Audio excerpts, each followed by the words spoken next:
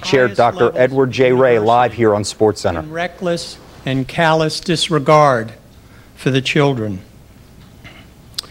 There is incredible interest in what will happen to Penn State football, but the fundamental story of this horrific chapter should focus on the innocent children and the powerful people who let them down. There's also been much speculation on whether or not the NCAA has the authority to impose any type of penalty related to Penn State. Not only does the NCAA have the authority to act in this case, we also have the responsibility to say that such egregious behavior is not only against our bylaws and Constitution, but also against our value system and basic human decency. The Executive Committee, which acts on behalf of the entire association and implements policies to resolve core issues, along with the Division I Board, a body of presidents representing all of Division I, directed President Emmert to examine the circumstances surrounding the Penn State tragedy and, if appropriate, make recommendations regarding punitive and corrective measures. As a result of information produced from the Sandusky criminal investigation and the Free Report, which Penn State commissioned and also agreed to its findings, it became obvious that the leadership failures at Penn State over an extended period of time directly violated association bylaws and the NCAA Constitution relating to control over the athletic department, integrity, and ethical conduct. The corrective and punitive measures the Executive Committee and the Division I Board of Directors have authorized should serve as a stark wake-up call to everyone involved in college sports that our first responsibility, as outlined in our Constitution, is to adhere to the fundamental values of respect, fairness, civility, honesty, and responsibility. I'll now turn to President Emmert to discuss today's actions and what is expected of Penn State in the future. President Emmert.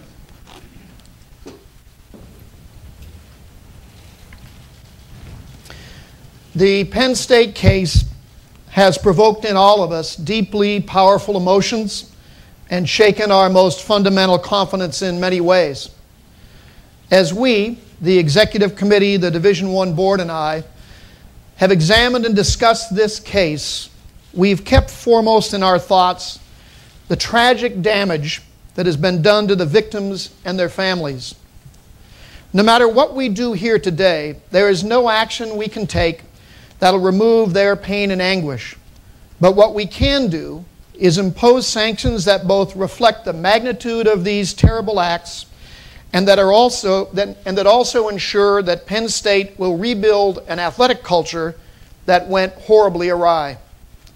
Our goal is not to be just punitive, but to make sure the university establishes an athletic culture and daily mindset in which football will never again be placed ahead of educating, nurturing, and protecting young people.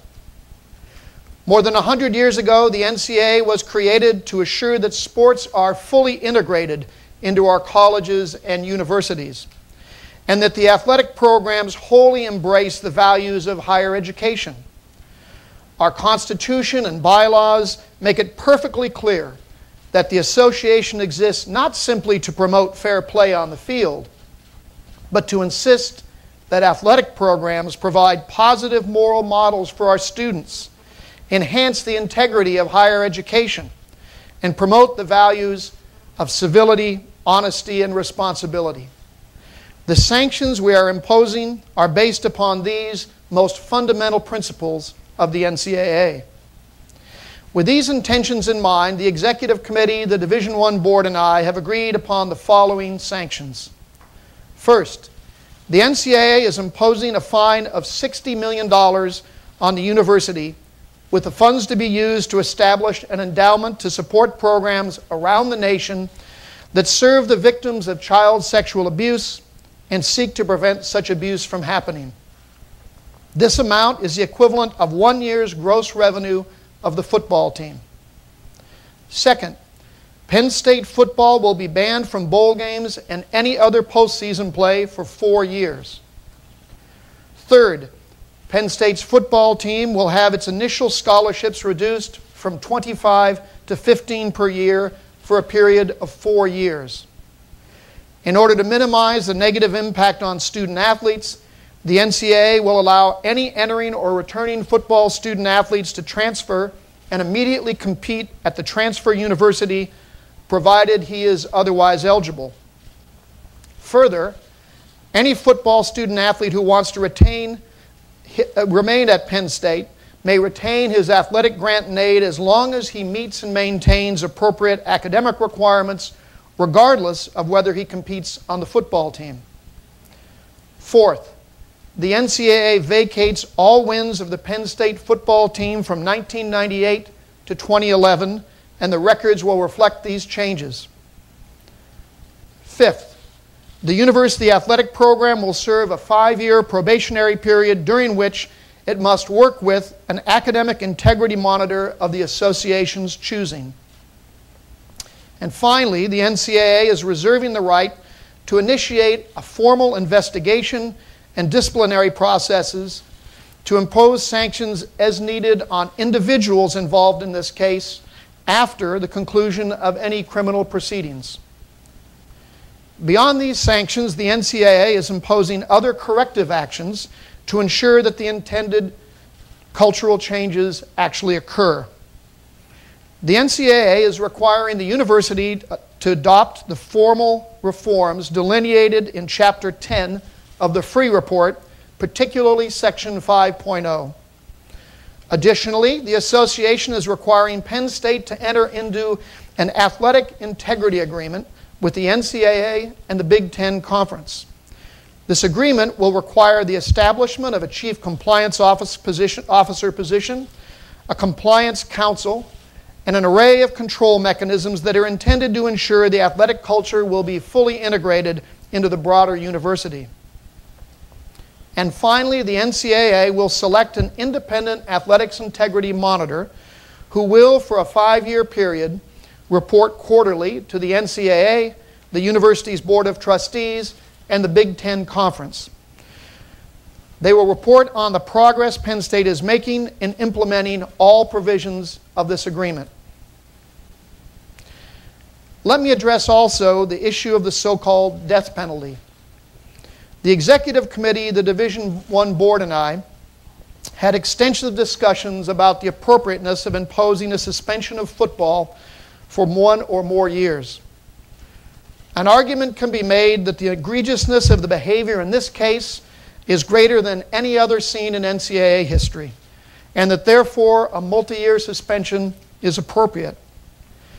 After much debate, however, we concluded that the sanctions needed to reflect our goals of driving cultural change as much as apply punitive actions. Suspension of the football program would bring with it significant unintended harm to many who had nothing to do with this case. The sanctions we have crafted are more focused and impactful than that blanket penalty.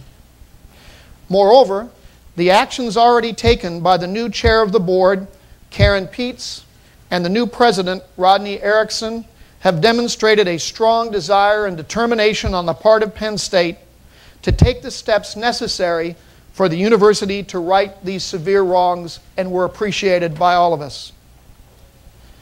For the next several years now, Penn State can focus on the work of rebuilding its athletic culture, not worrying about whether or not it's going to a bowl game. With the sanctions imposed today and with the new leadership, the university, we hope, indeed we intend to ensure that that will be the case. In closing, let me say that this case involves tragic and tragically unnecessary circumstances. One of the grave dangers stemming from our love of sports is that the sports themselves can become too big to fail, indeed too big to even challenge. The result can be an erosion of academic values that are replaced by the value of hero worship and winning at all costs. All involved in intercollegiate athletics must be watchful that programs and individuals do not overwhelm the values of higher education. In the Penn State case, the results were perverse and unconscionable. No price the NCAA can levy will repair the grievous damage inflicted by Jerry Sandusky on his victims. However, we can make clear that the culture, actions, and inactions that allowed them to be victimized will not be tolerated in collegiate athletics. I'd be happy to take your questions.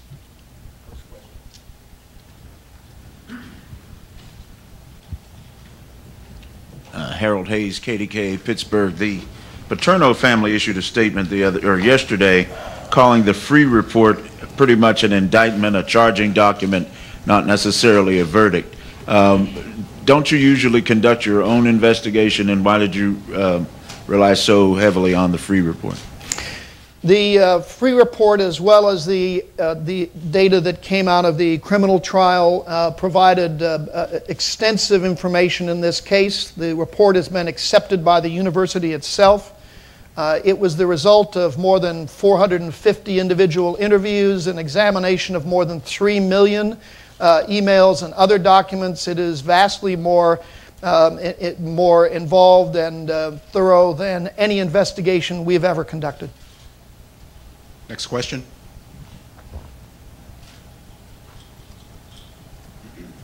Mark Dennis Dodd, CBSSports.com. Does this, as speculated, open up some sort of Pandora's box for future cases, or is this unique in and of itself? This case is obviously incredibly unprecedented in every aspect of it, as are these actions that we're taking today, and we do not see them as opening Pandora's box at all. This is a very distinct and very unique circumstance. Mark, Pat Forty from Yahoo Sports. Along those lines, how much communication have you had with Penn State about this, and do you expect them to appeal in any way? We have informed Penn State of the findings, the adoption of the findings coming from the Free Report, and also of our penalties. We have crafted this in the form of a consent decree, which the university has signed, as well as we have.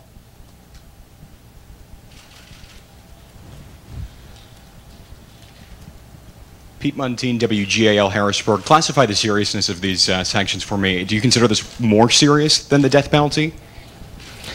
Well, I'll leave those kind of judgments to all of you. Obviously, these are very, very serious sanctions. We certainly hope, and I know President Ray and the Executive Committee hope that the fine that's being imposed will allow some very serious good to be done out of this circumstance. The imposition of both the corrective measures and the punitive actions will most certainly have a significant impact on the university. That's their intention. I'll leave it to all of you to speculate whether that's better or worse. I think one of the mischaracterizations that is out there that these penalties are coming somehow instead of a death penalty, I think that would be a false assumption. If the death penalty were to be imposed, I'm quite sure that the Executive Committee, and I may ask President Ray to speak to this, the Executive Committee and I most certainly would not have agreed to just the death penalty. It would have included other penalties as well. President Ray? Let me just briefly say that in our discussion in the Executive Committee and the Division I Board, we were very clear that in talking about options, we were always, if the death penalty were to be considered, or suspension of play really is appropriate, that in and of itself would not be the only penalty, that other elements would be there, not just punitive, but corrective, the kind that President Emmert talked about. There was discussion, there was, I think, some preliminary sense, and I can only tell you that overwhelmingly the Executive Committee and the Division I Board did not feel that the suspension of play would be appropriate. And for the measures that you've just heard about, those who were able to participate in the conversation, both the Executive Committee and the Division I Board of presidents and chancellors unanimously supported the actions that you've heard about this morning.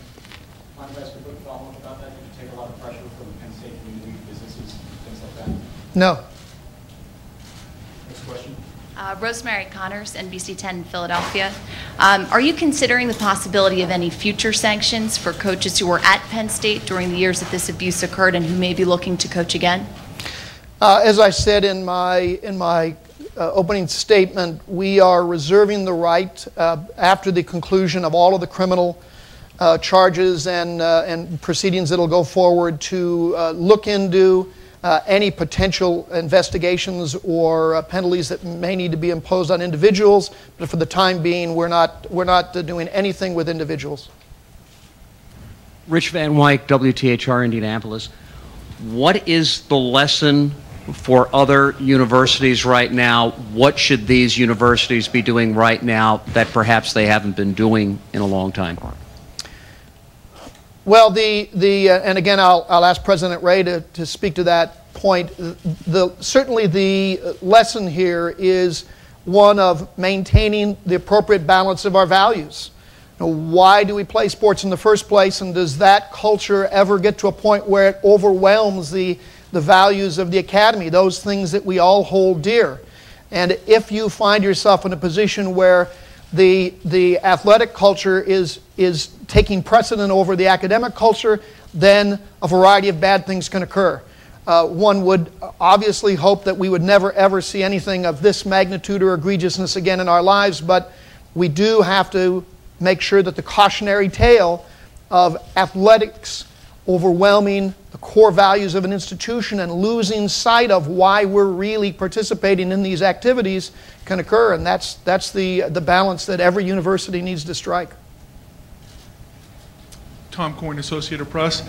Is there anything that Penn State can do in the future to lessen these penalties, or there's nothing that we've done before this is over? As I said, Penn State has signed a consent decree to these fact findings and to these penalties, and they are established as fact. What we, of course, expect and what's intended by the corrective measures, in particular the Athletic Integrity Agreement and the Athletic Integrity Monitor, is to work with them to make sure that they implement the terms of that agreement. That agreement has not been struck. It will take a number of weeks for us to craft that agreement with them. But much like occurs with a corporate integrity agreement in the corporate world, we have a full expectation that all of the terms of that agreement will be implemented, and should they not be, we reserve the right to reopen this case. Zach Myers, Fox 59, Indianapolis.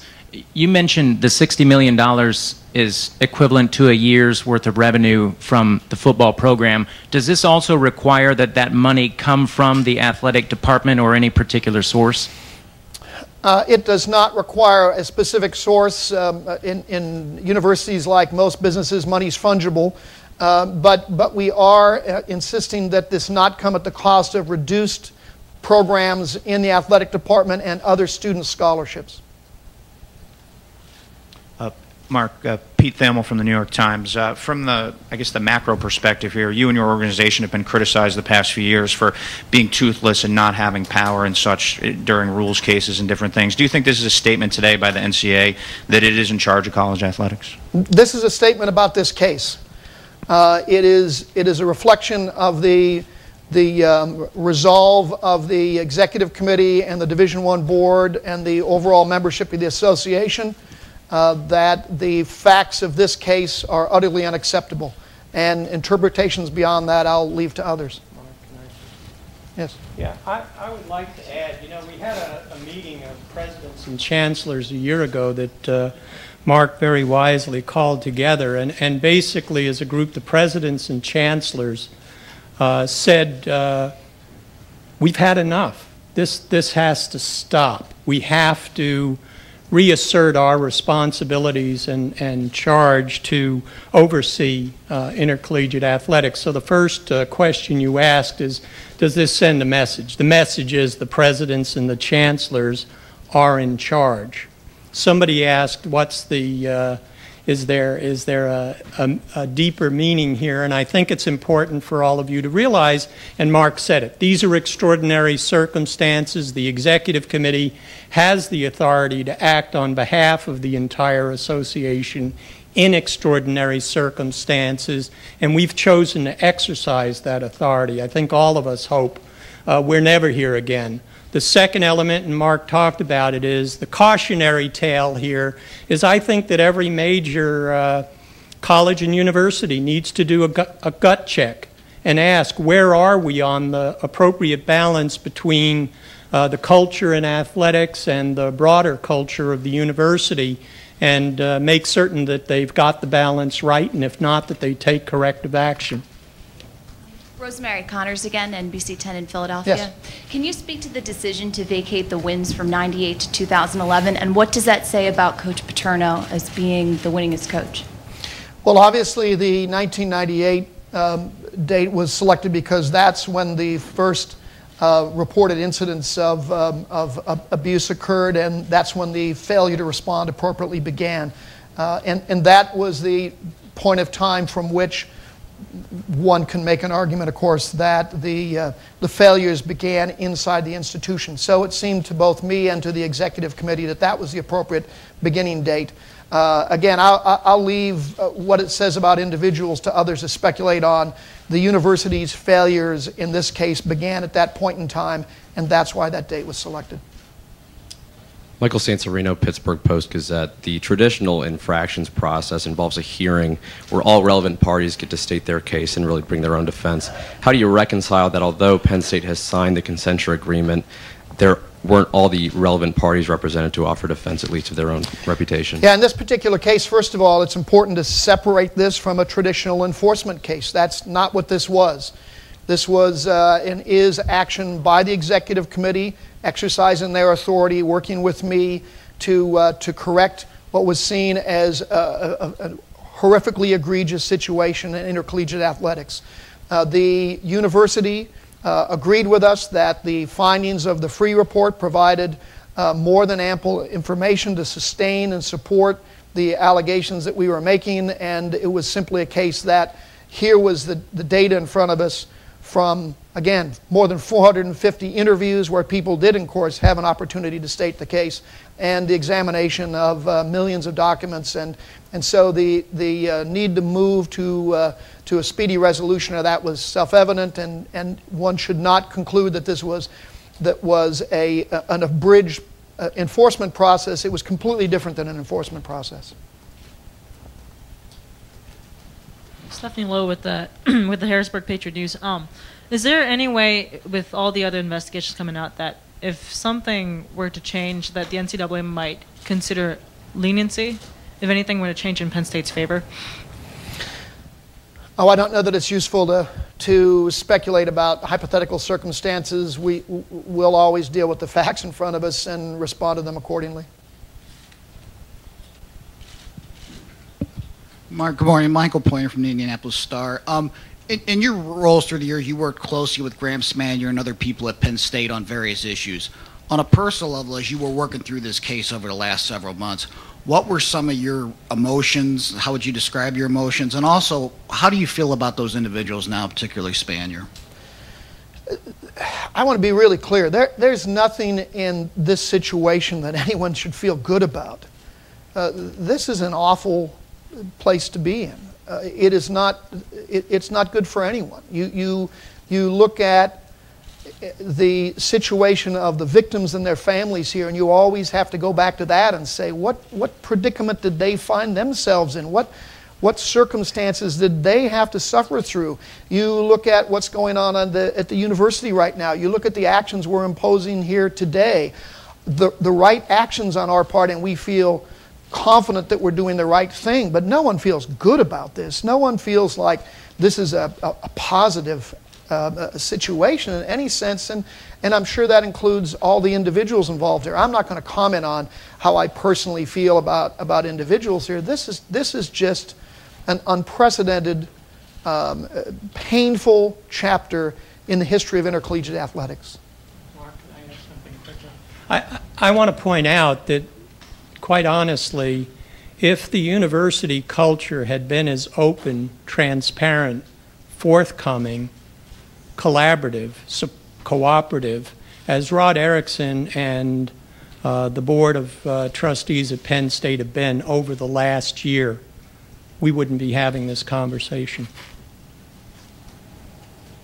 Dennis Dodd, CBSSports.com. Mark, after the death penalty in '87, quantitatively the number of football violations did go down. The risk did outweigh the reward.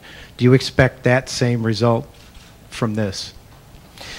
Well, as President Ray just said, the fundamental message here, the gut check message is, do we have the right balance in our culture? Do we have, first and foremost, the academic values of integrity and honesty and responsibility as the drivers of our university, or are we in a position where hero worship and winning at all costs has subordinated those core values? If that's the case, then you need to address that, and need to address that as quickly as you can. That's the lesson here. I hope that's what we see. Norman Cox, WRTV, Indianapolis.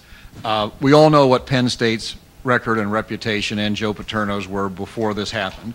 Given that this was horrific and egregious, was any consideration given of that record and the fact that under strict legally speaking, they were first-time offenders?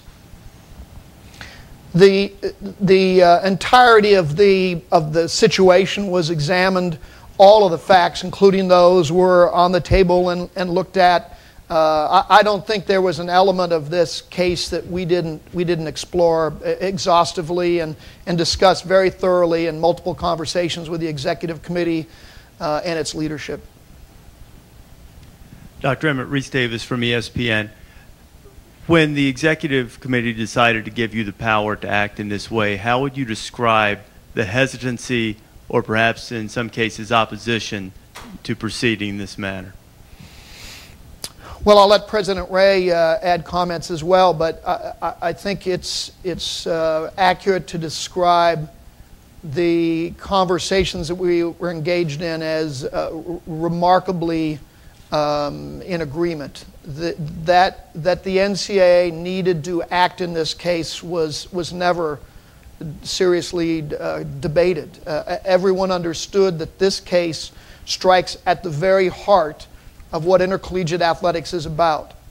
And while there's been much speculation about whether this fits, a specific bylaw or that specific bylaw, it certainly fits the notion of the fundamental notions of what athletics are supposed to be doing in the context of higher education. And all of the presidents that I talked to, all of them, immediately said, of course, that's exactly what's going on here. So from that point on, it was simply a matter of how do we proceed, not whether or not to proceed. Ed? And I'll just add, really echoing the same thing on behalf of the executive committee and the Division I board. I think there was unanimous consent that what we were dealing with here was a horrific experience that struck at the very heart of the values of intercollegiate athletics and the NCAA. I heard not a single voice in the executive committee or the Division I board that wanted to step back and not take action now. It was a unanimous sense we needed to act, and we needed to act quickly and effectively. I think if I could add one more piece, Reese, that the great challenge that we spent most of our time on was how do you craft sanctions that have the intended effect. Clearly this calls for punitive action, but clearly also it calls for corrective action to enable and also ensure that the kind of culture change occurs that's necessary at Penn State University, and at the same time has a minimal impact on innocent parties, on people who had nothing to do with this. And that's always a challenge with NCAA sanctions. We all know that. And in this particular case, we crafted sanctions that we have confidence are the best we can do in this particular case to have the punitive and corrective impact and force the university to go forward from this point on. Mark Narducci, the Philadelphia Inquirer. How much was taken into consideration not giving the death penalty of the opponents who had games scheduled with Penn State and the effect that would have on them? Well, it was certainly one of the many considerations on the impact of the death penalty, but I wouldn't want to emphasize that particular point. I mean, when you think about a suspension of play, it's not just about the opponents you're going to play, it's about the band. It's about all of the people that are involved in the athletic events. It's about all the people who make a living around athletic events. It's about obviously all the student athletes that are there, but that whole enterprise. So one of the considerations, as I said, was what's the collateral damage, if you will, on the innocent. At the same time, we were very impressed by the actions of the president, Rod Erickson, and his new chairman, and the forthrightness with which they've approached this. I mean, the free report is the product of an amazing, I keep using the word unprecedented, but I think it's an apt word here, an unprecedented degree of openness for any university that I've ever seen. They were given free access to, pardon the pun, everything in the university to a level that is extraordinary, and then the university made that available to the public. Both actions quite remarkable, and their willingness to provide us with that information and accept that information was also a very important factor in all of this. Eric Berman, WIBC Network Indiana Radio. I wonder if you could elaborate on the independent compliance monitor. What specific steps or benchmarks will that person be watching for that would reflect a culture change? Yeah, great question. So we will, in the next 10 weeks, work with Penn State and the Big Ten Conference. We will develop an athletic integrity agreement which will provide a roadmap for changing the culture inside athletics and putting in place more formal control structures to assure that institutional control is properly in hand.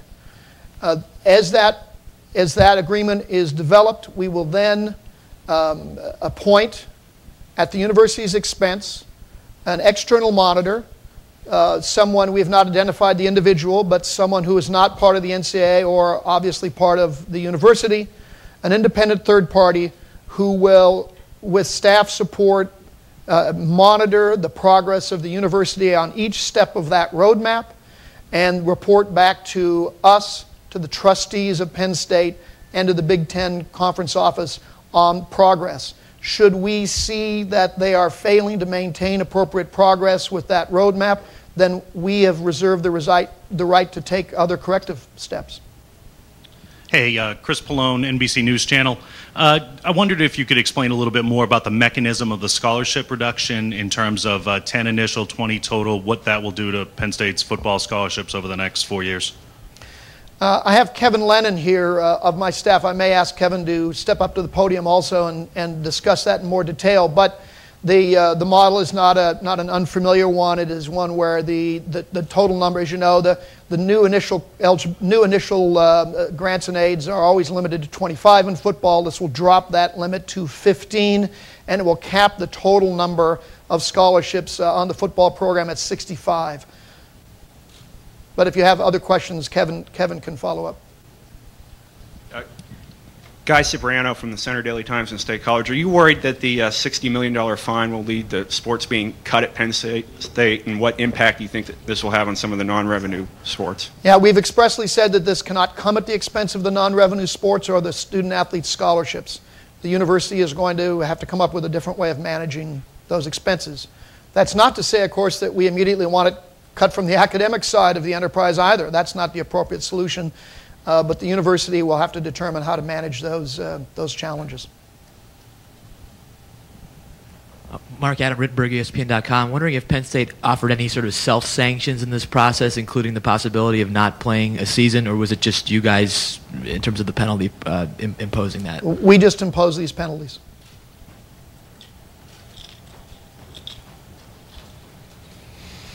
Thank you. Mark, obviously understanding the breadth and scope of the free report, was there still any questioning, or did you have any discussions with your enforcement staff and with Committee on Infractions people about why they would not be involved in this process? And secondly, was there anything personally for you in terms of frustration dealing with the pace of sanctions being given that spurred you to be interested in this, in doing this in an expedited way?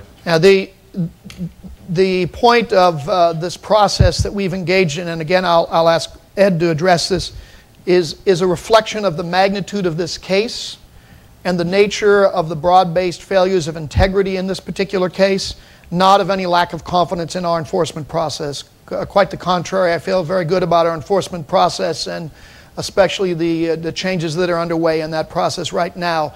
The unusual nature of this resolution speaks more to the case itself than it does anything else. But Ed? Yeah, I'll just say quickly, and I think staff can provide you with historical examples where the executive committee has found a situation that was so extraordinary it required the executive committee that has the authority to step up and exercise its right to deal with individual instances, to do so in this case. So it is not without precedent, but it's only because of the extraordinary nature of this situation that we have, in fact, chosen to exercise that authority.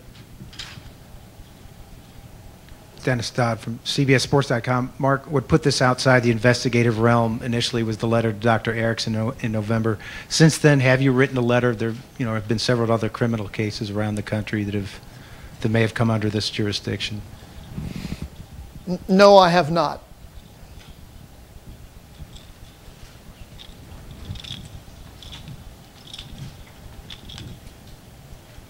Bart Doan, CNHI Media, Hendricks County Flyer. I was just curious as to whether there was some sort of sense of urgency to get this done before the fall semester started, before football season started, and if there was, were you worried about any sort of reaction from Penn State students if there wasn't a decision made before then?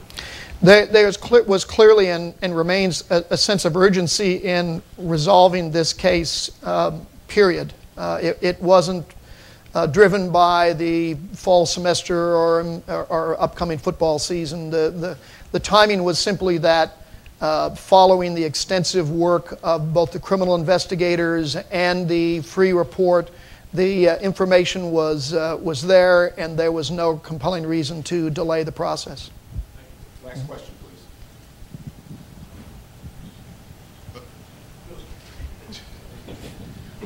please. Mark, just want clarification on two things. One, it just sounds like your communication with Penn State, and just correct me if I'm wrong here, was that you approached them with these penalties and they accepted them, and that was it. There was no dialogue or back and forth. That's right. Okay. And the second thing is you haven't addressed Joe Paterno specifically yet, and I'm just wondering, when you reviewed what he did, what you felt about his actions. Well, again, we expressly have in these sanctions and findings withheld judgment on individuals, and we'll continue to do so until all of the criminal investigations have concluded, and until then, we won't have any comment on individuals. Reese, last question. Actually, that gets to my question. The free report being as comprehensive as it's been, why? Why hold back in dealing with the individuals until after the criminal proceedings if you have enough information based on the free report? We don't want in any fashion to have our work become confused with or have any impact on the criminal investigations. They need to do their work. We, of course, have nothing to do with criminal investigations, and that process has to play out as it's going to in the coming months, and then we can come in and deal with individual issues should there be any. Thank you very much.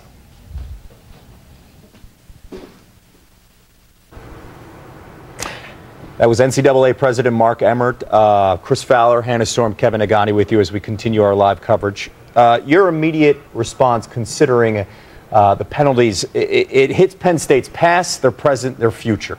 With the $60 million fine, with the scholarships, the 4-year ban, players being able to leave at any moment now, they can transfer out, and then taking